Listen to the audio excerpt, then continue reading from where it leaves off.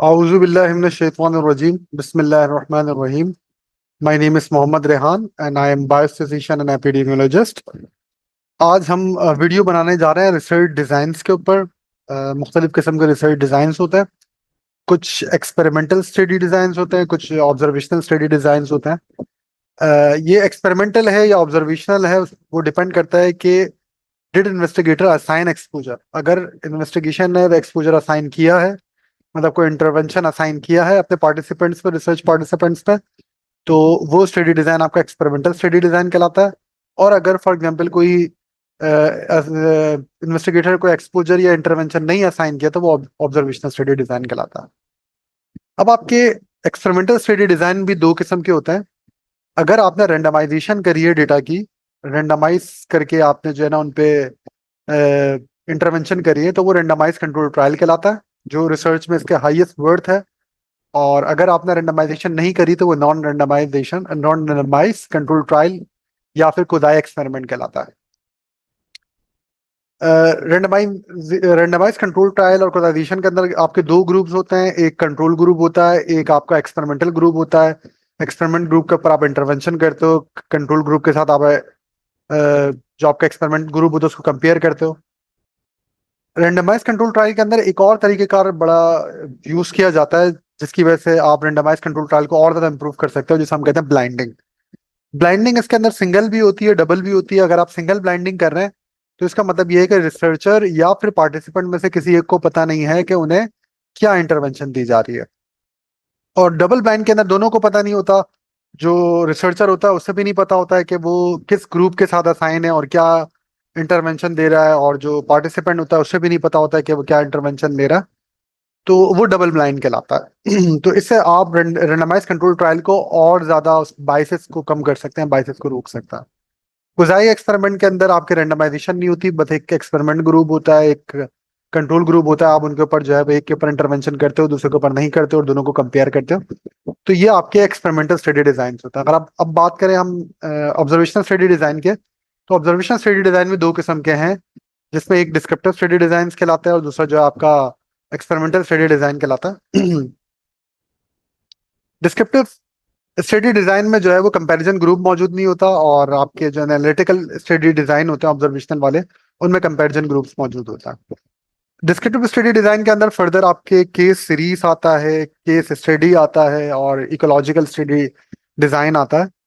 तो अगर कोई एक रियर डिसीज फर्स्ट टाइम आप उसको स्टडी कर रहे हो, जो फर्स्ट टाइम आपने वो स्टडी डिसीज जो है वो देखी है, तो वो रियर डिसीज के ऊपर जो आप स्टडी करते हो उसको हम कहते हैं केस स्टडी। कि वो बीमारी क्या है, क्या उसके साइन सिम्टम्स हैं, क्या उसकी ट्रीटमेंट होगी, कैसे उसको डायग्नोज करेंगे। तो वो तमाम चीजें जो है वो आप रिसर्च करते हो उन पे केस स्टडी के अंदर। अगर वो एक से ज्यादा केस हैं, सीरीज के अंदर हैं, तो वो केस सीरीज कहलाता है। डिस्क्रिप्टिव स्टडी डिजाइन में एक और स्टडी डिजाइन है, इकोलॉजिकल स्टडी डिजाइन।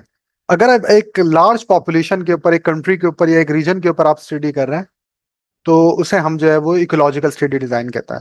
लेकिन इकोलॉजिकल स्टडी डिजाइन का प्रॉब्लम ये होता है कि इकोलॉजिकल स्टडी डिजाइन के अंदर आप इंडिविजुअल बेसिस पे स्टडी नहीं कर पाते। जैसे फॉर एग्जांपल आपने एक स्टडी करी कि किस कंट्री के अंदर जो है वो लोग सबसे ज्यादा चॉकलेट कंजम्पशन करते हैं। अब आपने स्टडी करी और स्टडी से पता लगा कि यार सबसे ज्यादा चॉकलेट कंजम्पशन जो है वो रशिया में होती है, और रशिया ने उस साल के अंदर जो है वो 12 नोबेल प्राइज दिए थे। तो आपने ये स्टेटमेंट बनाई कि रशिया में सबसे ज्यादा लोग चॉकलेट कंजम्पशन करते हैं, और इसकी वजह से रशिया में सबसे ज्यादा लोगों ने जो है ना नोबेल प्राइज दिए। लेकिन बाद में जब आपने इंडिविजुअल बेसिस पे स्टडी करी, तो आपको पता लगा कि वो जो 12 लोग थे जिनको नोबेल प्राइज मिला था, वो 12 के 12 लोग चॉकलेट इस्तेमाल ही नहीं करते थे। तो ये एक इकोलॉजिकल फैलेसी कहलाता है इकोलॉजिकल स्टडी डिजाइन के अंदर। ये एक इसका जो ना एक ड्रॉबैक होता है। एनालिटिकल स्टडी डिजाइन की अगर हम बात करें, तो एनालिटिकल स्टडी डिजाइन डायरेक्शन के हिसाब से तीन किस्म के एनालिटिकल स्टडी डिजाइन होता है। उसमें एक कोहॉर्ट स्टडी डिजाइन है। अगर एक्सपोजर से हम स्टार्ट कर रहे हैं और आउटकम की तरफ जा रहे हैं, मतलब ये है कि हमारा स्टडी डिजाइन ये है, स्टडी का ऑब्जेक्टिव ये है कि हम ये चेक करना चाह रहे हैं कि सिगरेट पीने की वजह से लोगों को कैंसर होता है या नहीं होता। तो हमारे पास दो ग्रुप्स हैं, एक्सपोजर वाला और एक ग्रुप है नॉन एक्सपोजर वाला।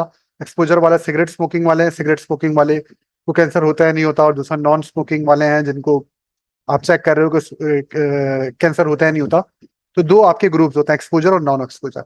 तो अगर आप एक्सपोजर से स्टार्ट कर रहे हो और आउटकम पे जा रहे हो, लॉन्ग स्टडी, एक लॉन्ग फॉलोअप स्टडी होती है कोहॉर्ट स्टडी, तो ये आपकी कोहॉर्ट स्टडी कहलाती है। कोहॉर्ट स्टडी का फायदा ये होता है कि इस स्टडी से आप जो है टेम्पोरलिटी बना सकते हो, मतलब आपको ये पता लग जाता है कि कोई भी आउटकम हो तो उसके पीछे एक्सपोजर क्या था, तो उसके पीछे कॉज क्या था, तो कॉज एंड आउटकम का रिलेशनशिप इसमें बन जाता है। ये इसका एक फायदा है। लेकिन इसका नुकसान ये है कि लॉन्ग फॉलोअप चाहिए होता है स्टडी का। ये स्टडी 5 साल चलती है, 10 साल चलती है, तो लॉन्ग फॉलोअप इसका बड़ा प्रॉब्लम होता है। फिर लॉस ऑफ फॉलोअप होता है स्टडी के अंदर, ये भी इसका बड़ा प्रॉब्लम होता है, और काफी पैसा लगता है स्टडी पे। तो ये सारे प्रॉब्लम्स होते हैं। अगर हम बात करें केस कंट्रोल स्टडी की, तो केस कंट्रोल स्टडी कोहॉर्ट के मुकाबले में ये उलट है। हम आउटकम से स्टार्ट करते हैं कि हमारे पास कैंसर के मरीज और नॉन कैंसर के मरीज हैं, और हम उनसे उनकी एक्सपोजर की हिस्ट्री पूछ रहा है कि वो कभी उन्होंने सिगरेट पी थी या नहीं पिया था सिगरेट। तो इसमें भी हमारे पास एक्सपोजर ग्रुप, और इसमें यहाँ हमारे पास जो ना आउटकम ग्रुप में डिसीज ग्रुप और डिसीज फ्री ग्रुप होता है। तो उन दोनों से हम हिस्ट्री लेते हैं और उन दोनों का एक्सपोजर बैक में चेक करते हैं। इस स्टडी का एडवांटेज ये है कि ये जो है ना कॉस्ट इसमें कम होती है, फॉलोअप नहीं होता इस वजह से, और रेयर स्टडीज के ऊपर जो ना आप केस कंट्रोल स्टडी कर सकते हो। लेकिन इसका मसला ये होता है कि इसके अंदर जो ना आपका रिकॉल बायस होता है। मरीज जो है ना अक्सर अपनी जो पास का डेटा होता है उसको रिकॉल नहीं कर पाता, उसका रिकॉल बायस होता है। अक्सर पार्टिसिपेंट को सेलेक्ट करने में हमारा सिलेक्शन बायस होता है। तो ये स्टडी का जो ना ड्रॉबैक है। आखिर में हम बात करें केस कंट्रोल स्टडी की, तो केस कंट्रोल स्टडी को स्नैपशॉट स्टडी भी कहते हैं, प्रेवलेंस स्टडी भी कहते हैं। और ये वो स्टडी है जो सिंगल पॉइंट ऑफ टाइम होती है, मतलब एक ही टाइम में हम उससे एक्सपोजर भी पूछते हैं और उससे आउटकम भी चेक कर रहे होते हैं उसमें।